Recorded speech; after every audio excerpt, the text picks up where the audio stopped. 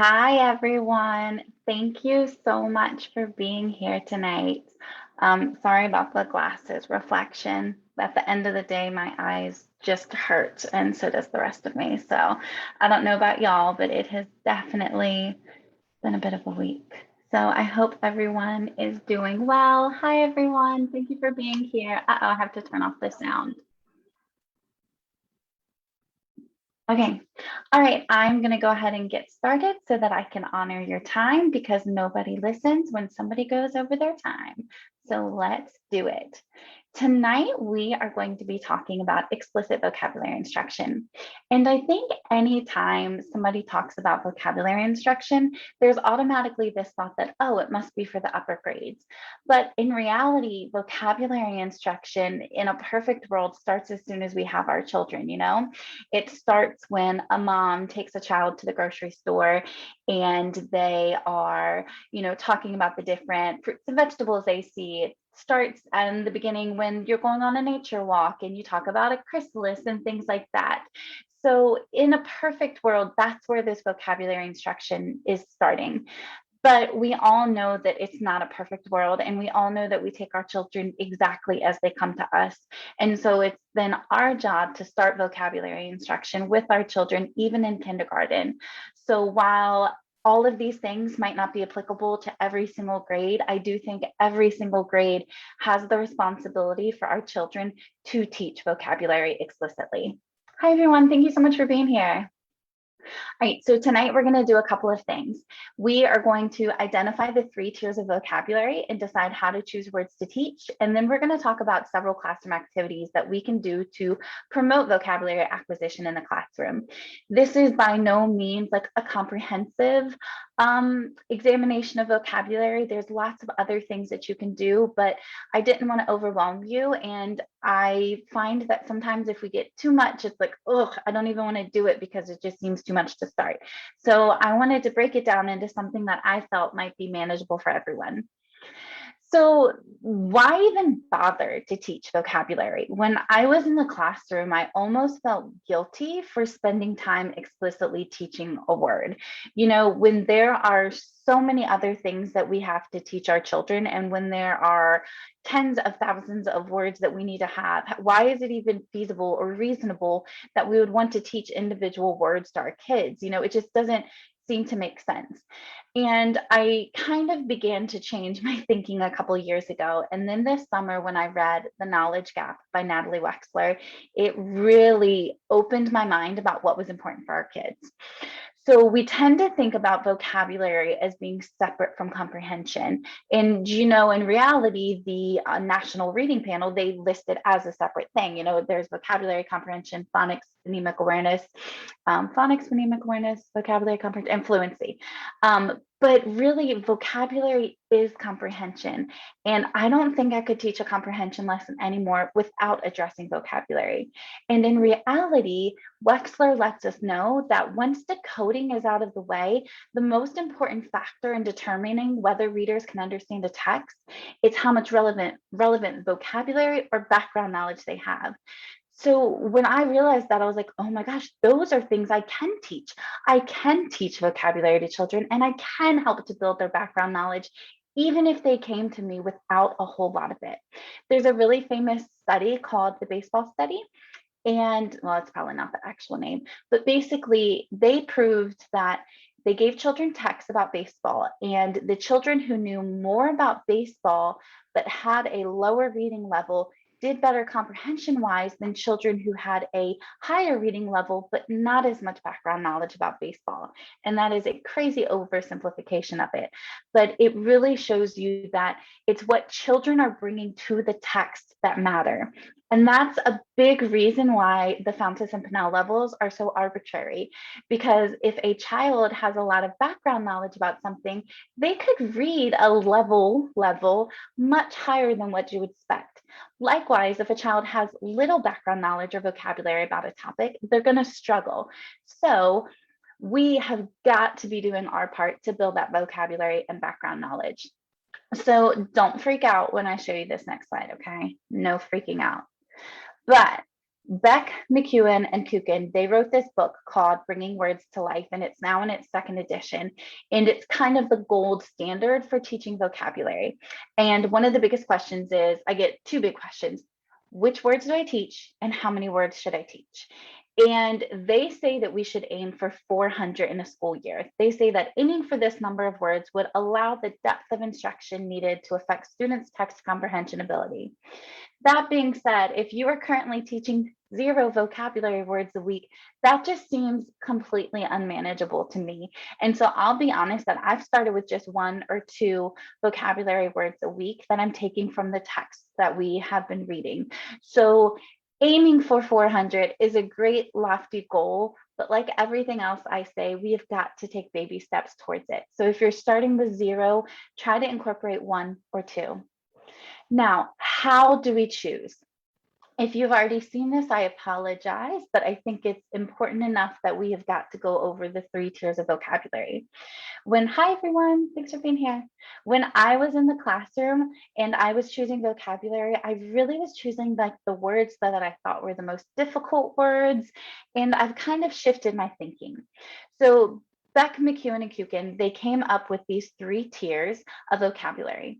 The tier 1 words are those words that appear most often in our oral language. So we are born primed to receive and develop oral language. These are those things that we get automatically without even having to be taught them. It's things like sing, loud, walk, she, just those simple oral language words. We don't have to teach those words and to comprehend them. We have to teach our children how to read them, but we don't have to teach them how to understand them. The only caveat to that would be our English language learners. They may need that explicit instruction in tier 1 words that they don't have the English counterpart for that they do have in their native language. I'm going to skip over tier 2 for a second and go to tier 3. Tier 3 are those words where, and these are all quotes from the Bringing Words to Life book, where the frequency of use is really low and it's limited to specific topics and domains. Yes, Carrie, I agree that content words in other areas could count too, but content words are these tier 3 words that I'm talking about, and they don't transfer really well to like other content areas and other academic language. So things like molecule and heuristics. I remember when I was a religious studies major in college, hermeneutics came up for the very first time when I was like 19 years old, and it has to do with the study of religion. So then tier 2 words, this is like the sweet spot for vocabulary instruction. So these are words that are of high utility for mature language users, and they're found across a variety of domains. So that means that yes, it might be a word that we see in a math text, or it might be a word that we see in a science text or a fiction text. But these are words that are going to have utility for our children across content areas. These are the ones that they are going to see the most often with academic materials, and these are the words that we need to teach. So when I'm thinking about the words that I am going to choose for my children now, I think about kind of 2 things. Number 1, I am thinking about what words do they have to know to understand the text. And if it's something where I could just explain it in a word or 2 while we're reading, I won't go deep into it. But if it's something that they really have to understand, like a concept, like maybe resourcefulness is something we were doing last week, then definitely I would choose that for a vocabulary word. And I think about the things that they are going to see time and time again throughout their academic lives. So we are going to practice this a little bit. I'm going to read this to you. This is a passage from Alice in Wonderland. And what I want you to do as I'm reading it is I want you to type in the chat box, which words would you choose to explicitly teach? So your goal is thinking about what words do they need to understand this text and many, many texts throughout their lives. All right. Alice was beginning to get very tired of sitting by her sister on the bank and of having nothing to do. Once or twice she had peeped into the book her sister was reading, but it had no pictures or conversations in it. And what's the use of a book, thought Alice, without pictures or conversation?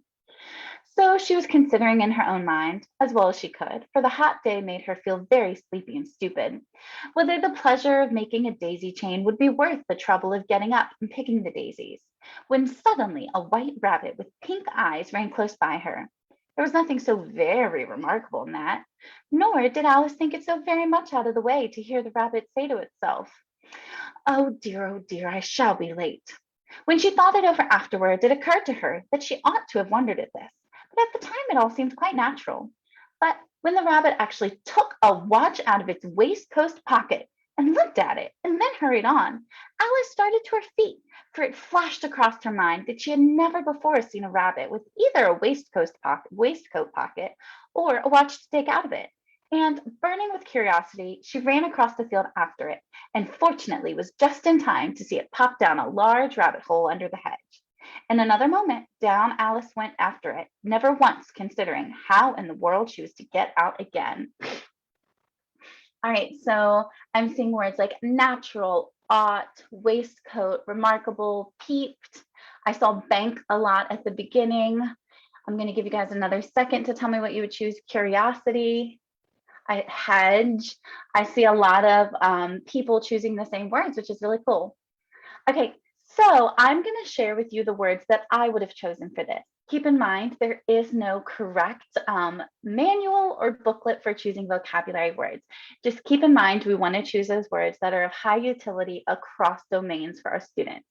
So the words that I chose for this were considering, remarkable, natural, hurried, fortunately, and considering. And another thing that I might have chosen was maybe something that could show a character trait for Alice.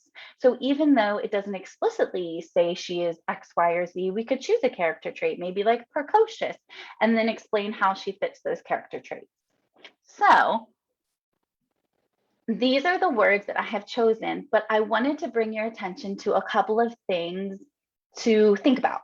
So one of them, so in red, I have stupid, waistcoat pocket, burning with curiosity. So I highlighted stupid because I think it would be worth mentioning while you are reading this passage. This is like one of those phrases that we don't really use like that anymore. So you don't have to spend a lot of time teaching your students. You don't have to spend a lot of your time teaching your students the meaning of stupid. You would just pick out the words that, I'm sorry, I was reading comments and I lost my train of thought. You don't need to spend a lot of time talking about stupid. Just talk about how it is different from our language. So there's a question that would you pick those because they're not easily decodable? That's a really great question. Decodability has nothing to do with the vocabulary words that I choose.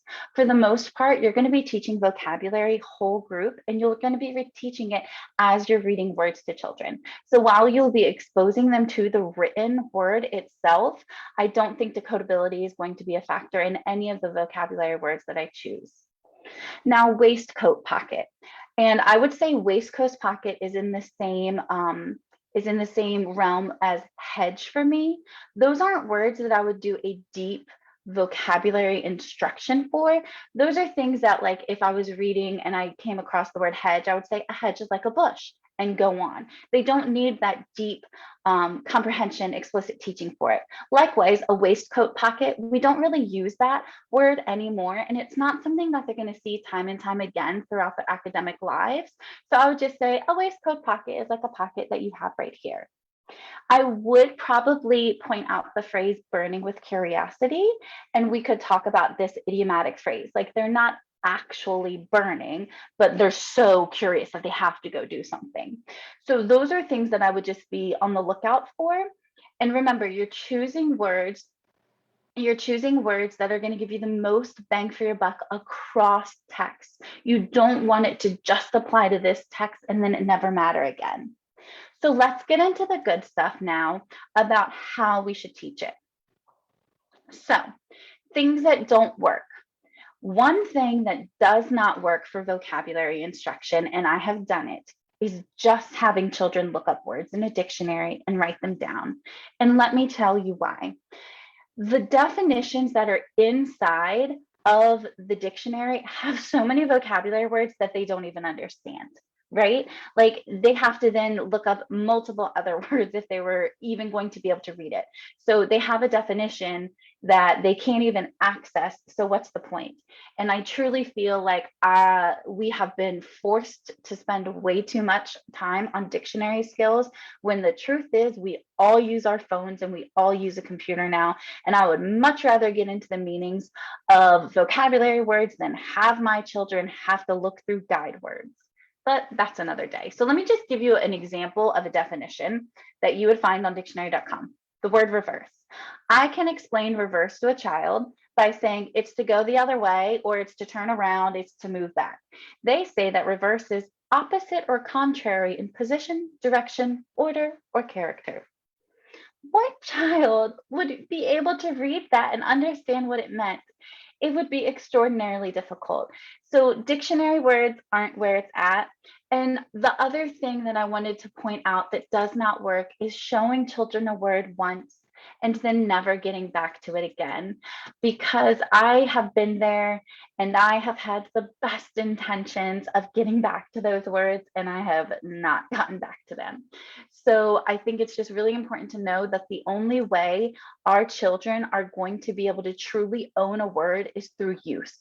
They cannot really own a word if they don't see it and use it in multiple contexts. So this is just another Beck McEwen quote. This PowerPoint is going to be in the Google Drive that I share with you guys that has some other goodies in it too. So I'm going to go over hopefully 5 different activities that you can use to build vocabulary instruction in your classroom. The most important thing is you have to plan for it. This vocabulary planning template is something that I came up with after reading Bringing Words to Life and going through letters. I kind of did a mix of the things that I've learned from there. So this is something that is in that drive that I'm going to share with you. So let me just go ahead and pull the drive over so you can see it. So there is the presentation, this vocabulary planning sheet, and the vocabulary planning sheet, all of this is view only. So what you have to do is you have to make a copy to add it to your drive, and then you should be able to edit it. But it has a place where you can just click on the boxes and type in. And I've even just included some of my old examples in there for you to look at and for you to get started. So that is in there. And there's also this modified Freyer model that I'm going to talk about. So the first thing that I do when introducing a vocabulary word, well, the first thing I do is I plan for it. And I don't know any way around it except to plan. There is no off the cuff planning for vocabulary. And I hate to say that, but if you don't plan your vocabulary words, it's going to be rough. Take it from me. You're not going to be able to come up with a kid-friendly definition on the fly. So this is that word reverse. So instead of saying contrary or opposite, blah, blah, blah, a kid-friendly definition is going to be to turn around or move in the opposite direction.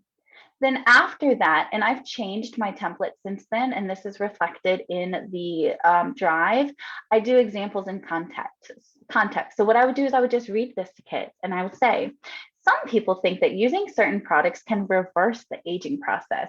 And I would ask them, what in the world does reversing the aging process have to do with turning around or moving in the opposite direction? I'm trying to get them to understand the subtleties of this vocabulary word. Number 2, this was a word that I did when we were learning about matter and physical and chemical changes. So the second example in context was you can reverse a physical change, but you cannot reverse a chemical change. And then the third one was the judge reversed the conviction. And so what I do is I read those, we talk about the meaning in it. Then after that is just some yes or no questions to see if they've gotten kind of an understanding of the meaning. Like, should you reverse your car in the middle of the highway? That's going to be a big no, unless there's an accident and you have to turn around, right? So if they can defend their answer, I'll take it. Is a tattoo reversible? They could say yes or no, and whatever their answer is, as long as they can defend it. Lindsay's question is, how much time do you use during intervention small groups? I have 30 minutes with my small groups. I would probably say I spend about 5 to 7 minutes a day on either vocabulary or on introducing and practicing vocabulary or doing Latin instruction with them. This right here, doing the kid-friendly definition, the questions, the sentence frames, this can all be done just orally, and it could just take a couple of minutes. Now let's go into some things that you can do, and now let's go into the Frayer models. So this is a modified Frayer model, and the template for this is in the Google Drive that I'm going to share at the end of this.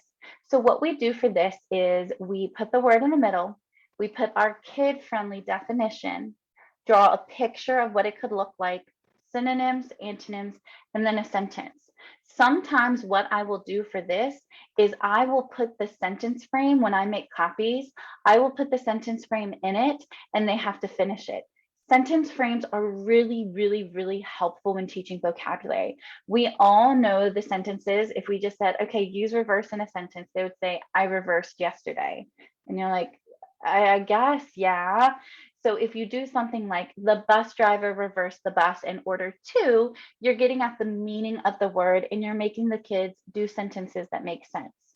So with my Frayer models, I will often do the sentence frame on there and they have to finish it. My big kids that I'm doing this with, and I'm doing this in small group, but that's just because I only teach small group. I would not do the Frayer models with anybody probably in kindergarten or first grade, but I would certainly do that vocabulary planning template with my kinders and my firsties. So my older kids have a vocabulary notebook that has their Frayer models, and then it also has note pages from when I've taught them Latin, because teaching Latin is teaching vocabulary. So this is the really important part. We've got to find ways to build vocabulary instruction into our daily routine. With that one group that I've been talking about, I have begun doing a question of the day. So when they come in, they pull out their dictation notebook, which is that little half notebook that I got from Walmart at the beginning of the year. It's just a half composition book. I put this sentence on the board, we read it, we talk about how we could start our answer with a complete sentence. So would you want to live somewhere with a dense population? Why or why not? And we talked about, yes, I would like to live somewhere with a dense population because. And this word dense actually came from when we were talking about matter, and we were talking about how the molecules are denser in a solid than they are in a liquid or a gas. So you can see that this word dense is applicable not only to a science text, but to other things too. And that's really what you want for your kids. You want to be talking about this and bringing it up as often as you can. And to that extent, I have put up a vocabulary wall this year. And I died a little inside when I put this up because I was like, oh my gosh, I just took down a word wall like 2 years ago and look at me pulling it back up again. But I think that this is a little bit different than your typical word wall. This is a poster and it just has the alphabet A through Z on it. And anytime I explicitly teach vocabulary words to my kiddos, I put it up here. And we just started a couple weeks ago, so we don't have very many. But the reason I do this is kind of twofold. It's for me and for the kids. If I have the vocabulary words in front of me, I am much more likely to be able to bring it up just when we're talking. Like when the kids are lining up at the door and I say, excuse me, children, you are too densely packed in the front of the room right now. I need you to please separate some. Or I could say, excuse me, Sam, I need you to reverse and come this way. Thank you. So having just it in front of me, and I also have, or I'm also putting a column in my lesson plans. I thought I would add that so that I can have a list of it too. You want to try to just, if it's there in front of you, you're more likely to use it. And with these questions of the day and with the prompts that you give, if you have the words in front of the kids, they're more likely to use them too. Something that I thought was really cool is I actually didn't teach all of these words.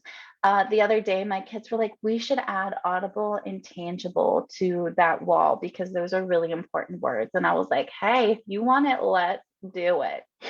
So these are just two ways that you can build vocabulary instruction into your everyday. If you are in kindergarten or first grade, this question of the day would be beautiful with a morning message. When the kids walk in, you could ask a question about one of the vocabulary words that you've done, and you guys could just do it orally and you could model doing it with a complete sentence. I think it would be a perfect thing to do at the beginning of the day. Okay, couple more things. We have not done this in my school this year, but we're going to. We plan to do it again. This is such a cool idea for school-wide. So we used to do Wordy Wednesday. Well, now we get to wear jeans if we have a wordy shirt. But what Wordy Wednesday was this. Every Wednesday, I came up with a question. There were several opportunities for answers throughout the school. Every teacher got a 2x4, I think it was 2x4 label that they wore that had a word on it. So the teachers only, not the children, the teachers only had a vocabulary word on them the whole day. They also put that vocabulary word outside of the classroom inside a sheet protector that stayed up all week. There was a question that went with it. So these were just a couple of examples of the questions that we did. Find a word that could replace bad in the sentence below. The bad storm damaged 17 houses and destroyed crops. So there were all of these different possible answers. And we also had words that like had nothing to do with the word bad. The same thing, you can see this one is a little bit different. Find words that have the same vowel sound as the word play. And these were the possible correct answers. So we were trying really hard to do things that could be higher and lower. And I think because my school is starting to do this, my school does do this like explicit instruction, and it is starting to be this vertical alignment. I think it works, and I can't wait for us to do it again. We did things like find words with 2 syllables. So you can make it as simple or as complicated as you want. And for the little guys, you could just have them go around, find words that have a letter that's in your name. Find words that have 2 vowels in them. You know, you can make it as simple or as difficult as you want. All right, I'm running low on time, but I have 2 other just really fun things my kids loved. We used to love doing Play-Doh words. And now that we have like several vocabulary words behind us, we can do it again. To do Play-Doh words, you have to get a list of several of the vocabulary words that you've done. Then your children, what they're going to do is they are going to make their vocabulary word out of Play-Doh. And we, not like the actual letters, but they have to like make a scene that represents their vocabulary word. So for example, I can't even remember what word I said this was going to be. Goodness, I'm losing my mind. I think I would say it wasn't slow. You get the idea. So like if the word was visible, like we could do something that was big with a pair of glasses, but you want kiddos to be able to make the concept with their Play-Doh, and then the other kids can guess which vocabulary word it is. So it's a really cool, fun idea.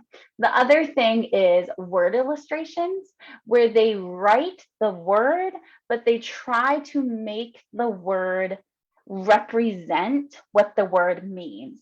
So for example, dense means something is really close together. So I wrote dense, dense, dense, dense, dense, dense, dense, really close together. This is not dense because the letters are very separate. Visible, I wrote a pair of eyeballs that are looking at the word visible. So this is just a couple of fun activities that you can do with kiddos. They love both of these ideas. All right, that, my friends, is everything that I have for you. So this is by no means comprehensive. I just really wanted to impress upon you the importance of building it into your daily routine.